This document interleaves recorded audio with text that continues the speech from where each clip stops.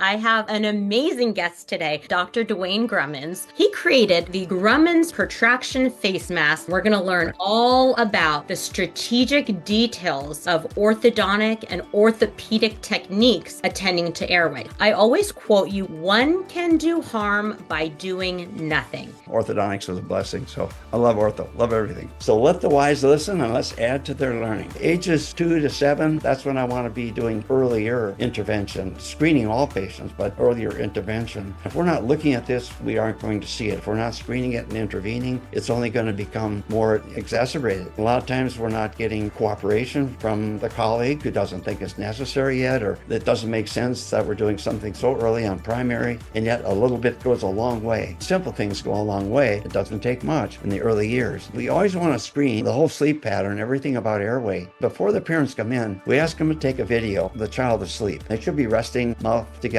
quietly breathing, and many times they're not. Children should not snore habitually. Snoring is linked to all these facial disformations, the academic performance, the behavior during the day, the learning capabilities, so many things are altered because of it. We want to connect this information for the public too. I can say genetics might have started out very well, and it loads the gun for growth and development, but what pulls the trigger and makes it a problem is when airway obstruction or mild functional issues, resting posture, syndromes, medical conditions, habits, allergies, inflammatory conditions, all that is what redirects everything and makes it unfavorable.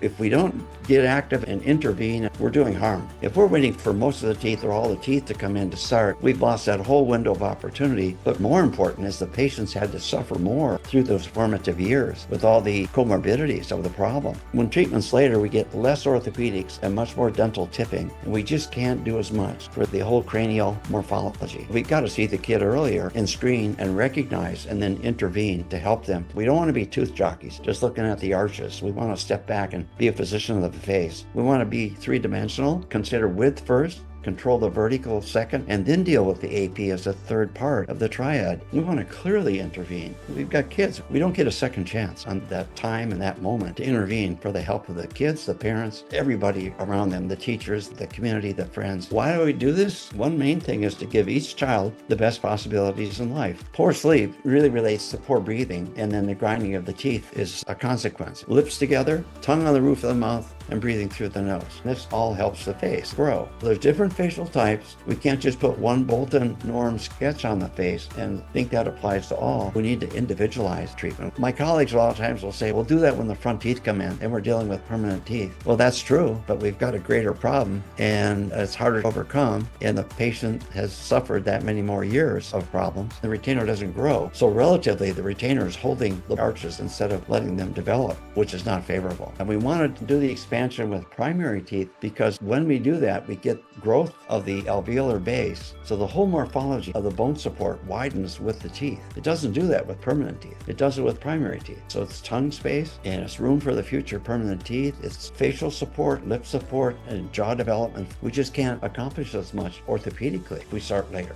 We can make the teeth all pretty and nice, but we miss that window of opportunity to do the orthopedics. Now the kids are thriving. You've done this early, you've opened up the nasal box, you've got the inflammation managed, you've got the mild functional managed, you've got the tongue placement proper, lip seal, and just turn them loose, let them be kids. It's changing lives for the better.